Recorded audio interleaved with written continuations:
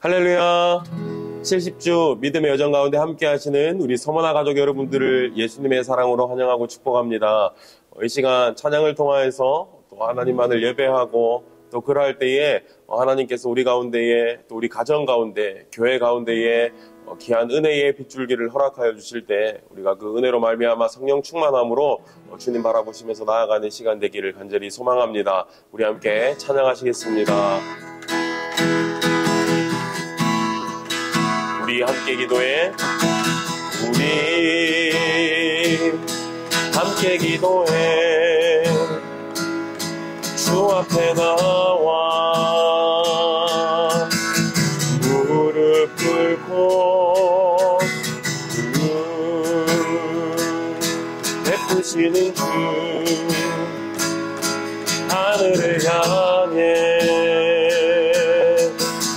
두 손 들고 우리 한 번 더 교감할까요? 우리 함께 기도해.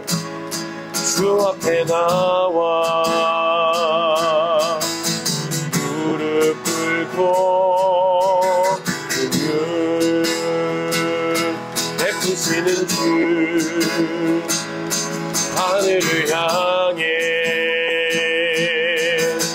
두 손 들고 하늘문이 열리고 하늘문이 열리고 은혜의 빗줄기 이 땅 가득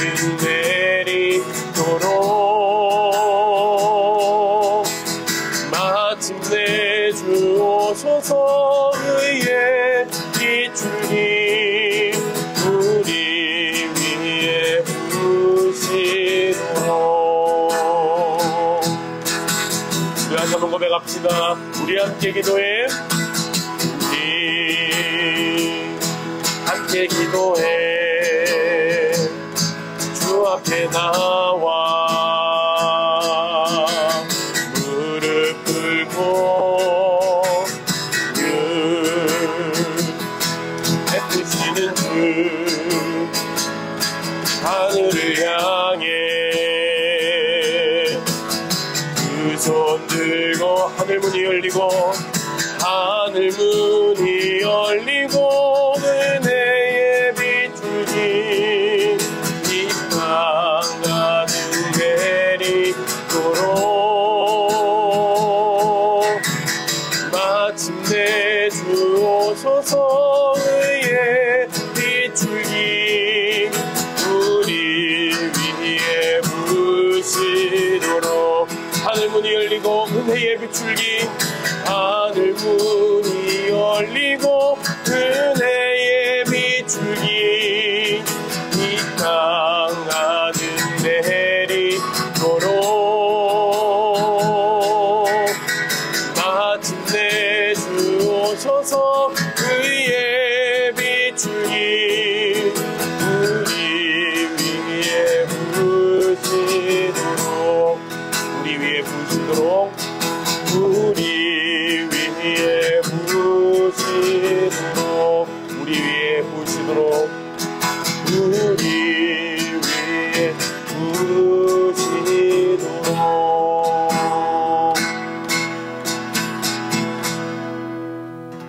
아멘.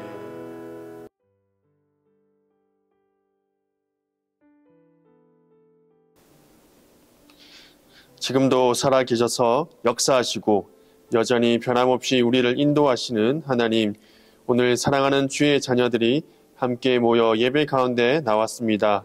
상황과 환경을 열어주시고 이 자리로 인도해 주셔서 감사합니다. 모일 수 있다는 것이 또 함께 예배할 수 있다는 것이 참으로 큰 은혜가 됩니다. 변함이 없고 다함이 없는 영원한 그 은혜로 날마다 우리 가정의 삶을 채워 주시옵소서. 한 주간 마음은 너무나도 간절히 원했지만 육신이 약해 죄 가운데 있었던 우리의 모습을 돌아봅니다. 육신의 정욕을 따라 세상의 가치관에 따라 잠시나마 마음을 빼앗겼던 우리의 연약함을 놓고 기도하오니 우리를 불쌍히 여겨 주시옵소서. 2000년 전 우리를 위해 사람의 몸을 입으시고 고난과 죽임을 기꺼이 당했던 예수 그리스도를 기억하며 그의 피를 힘입어 기도하오니 우리의 죄를 용서하여 주시옵소서. 그런즉 너희는 먼저 그의 나라와 그의 의를 구하라고 말씀하신 것처럼 이 땅 가운데 하나님의 나라가 온전히 임하기를 소원합니다.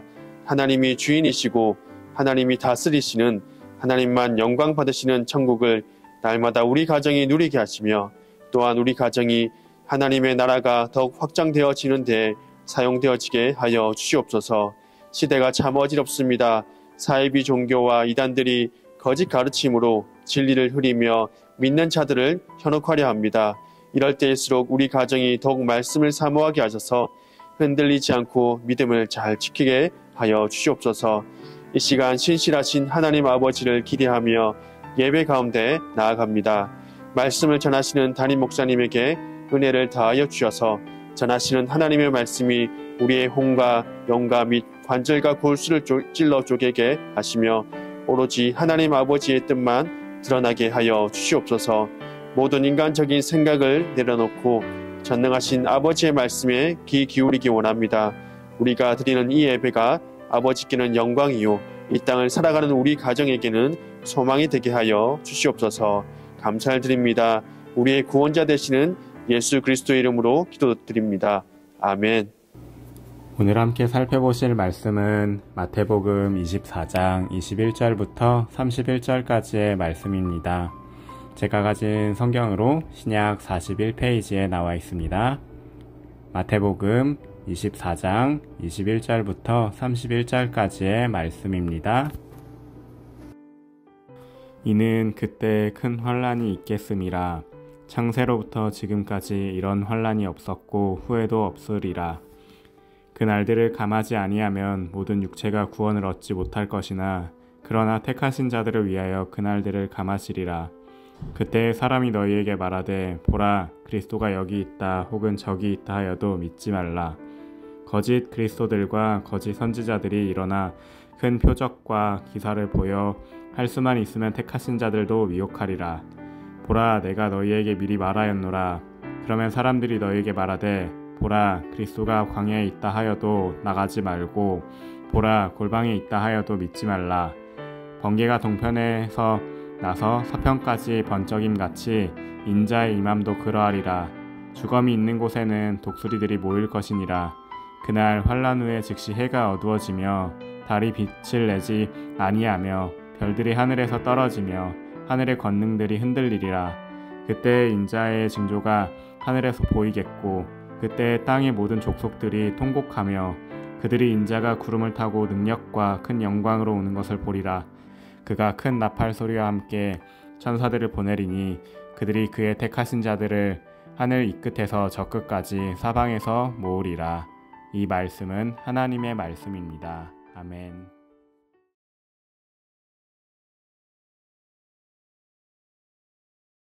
사랑하는 서머너 가족 여러분, 평안하신지요? 70주 믿음의 여정이 이제 완결판이 되었습니다. 오랜 시간 함께 해주셔서 감사드립니다. 우리 가족들 서로를 또 축복하시고요, 또 격려하시고 그동안 어땠는지, 어떤 은혜가 있었는지를 나눠보시면 더 좋겠습니다. 이렇게 70주 믿음의 여정, 우리 교회가 70주년을 기념하여 시작했던 가정예배 운동이 공식적으로는 마치게 되지만 주보에는 끊임없이 가정예배제가 들어가게 되고요. 그리고 이제 앞으로는 어린이를 위한 가정예배가 또 영상으로 제공되게 될 것입니다. 가정예배를 통해서 자신과 가족이 은혜를 받고 또 구원을 경험하는 충만한 은혜의 시간 되시기를 또 바라고요. 오늘 우리가 함께 묵상할 이제 마지막 가정예배 주제는 바로 예수님의 재림과 관계된 것입니다. 우리 예수님은 다시 오시게 됩니다. 그때 어떤 일이 일어나고 또 어떤 삶을 살아야 되는가, 바로 그것이 오늘 귀한 말씀의 주제가 되겠습니다. 함께 여러분께서 본문을 읽으셨는데 우리 함께 묵상할 질문을 읽고 내용을 한번 보도록 하겠습니다. 예수님은 큰 환난 날에 어떤 말에 속지 말라고 주의를 주셨으며 어떤 모습으로 다시 오신다고 하셨습니까? 예수님께서는 오늘 본문에 보면 큰 환난의 때가 있다, 창세 전후로 이런 날이 없다, 이것은 바로 예수님이 오시기 전에 일어나는, 예수님이 그 재림 전에 일어나는 바로 정말 큰 환난의 때를 말씀하시는 것이죠. 23절부터 26절에 보면 예수님께서 속지 말라고 하셨습니다. 어떤 부분에서 말씀하실까요? 바로 내가 예수다, 내가 그리스도다, 이렇게 말하는 거짓 그리스도 또는 거짓 선지자들이 등장한다는 것입니다.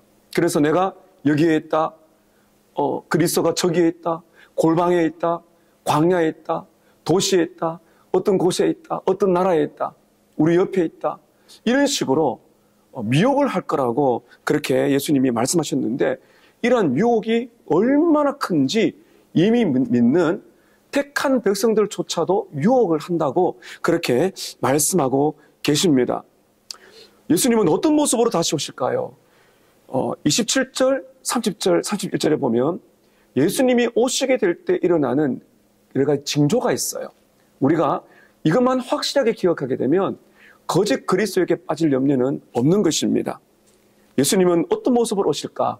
첫 번째, 27절에 보면 갑자기 오신다. 갑자기 오신다는 것은 그때를 아무도 모른다는 것입니다. 갑작스럽게 오신다. 두 번째는 모든 사람이 보는 방식으로 오신다는 것입니다. 30절에 보면 예수님께서 구름을 타고 영광과 능력 가운데 이 땅에 하늘로부터 땅으로 오신다고 성경이 그렇게 분명히 말하고 있습니다. 그래서 여기저기 소문을 퍼뜨리면서 자칭 메시아라고 말하는 이 말도 안 되는 엉터리들이 등장하고 있는 것은 우리는 말씀을 통해 다 알 수가 있는 것이고, 우리 예수님은 갑작스럽게 그리고 모든 사람이 보는 하늘 영광을 통해 오시는 그 방식으로 오신다는 것입니다. 또 31절에 보게 되면 주님이 다시 오시게 될 때 큰 나팔 소리가 울려지고 천사들을 보내어서 택한 백성들을 동서남북 사방에서 모으는 일들이 있게 될 것이다, 이렇게 말씀하셨습니다. 적용 질문입니다. 오늘 이 말씀이 우리에게 어떻게 적용이 될까요?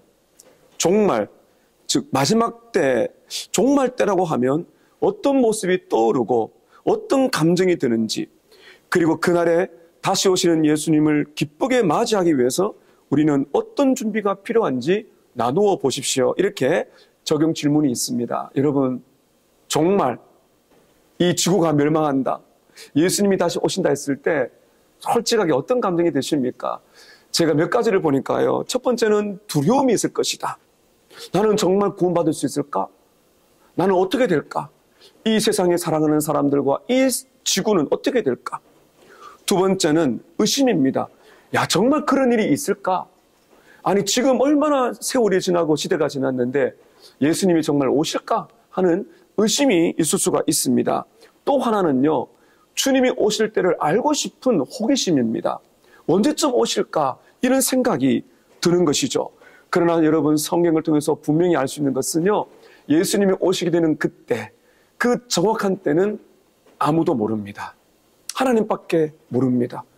여러분, 그렇기 때문에 이것을 오늘 우리가 기초로 해서 우리가 예수님이 오시는 그 종말의 때를 믿는 성도로서 어떻게 살아야 될 것인가, 네 가지를 한번 정리해 보았습니다. 첫 번째는 재림의 결과를 확실하게 알아야 된다는 것입니다. 주님이 다시 오시게 될 때 어떤 일이 일어날까요? 두 가지로 볼 수가 있어요. 하나는 최후 심판입니다. 그때까지 예수님을 믿지 않고 살아가는 이 땅의 모든 사람들은 최후 심판, 영원한 심판을 얻게 될 것입니다. 그러나 여러분 어떻습니까? 믿는 우리들에게는요, 영원한 심판이 아니에요.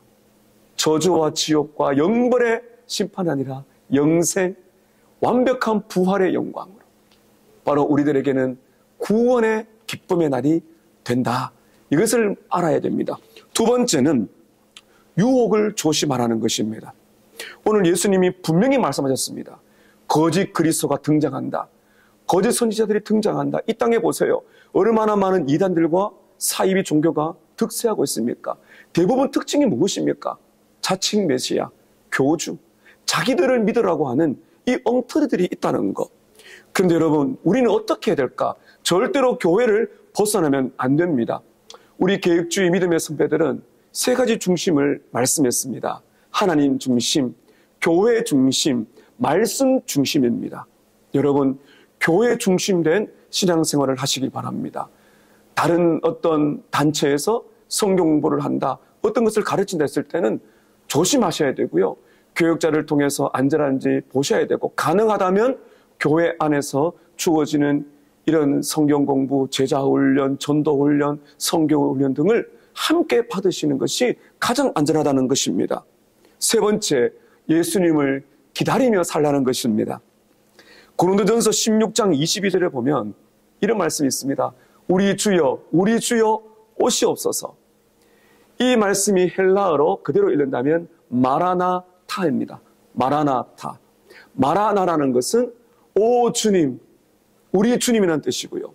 그리고 타라는 것은 오시옵소서라는 것입니다. 그래서 마라나타라는 것은 오 주님 또는 우리 주님 오시옵소서라는 뜻인데, 이것이 바로 예수님 당시 국제 공용했던 아람어로 쓰여진 단어입니다. 여러분, 예수님을 기다리는 삶을 사셔야 됩니다. 우리 예수님은 우리의 신랑이 되시고 우리는 신부라고 성경에 그렇게 묘사를 많이 하죠. 결혼식을 앞두고 있는 두 커플을 생각해 보세요. 그날을 손꼽아 기다립니다. 사랑하는 사람과 함께 사는 그 결혼, 얼마나 기다리겠습니까? 얼마나 기쁘겠습니까?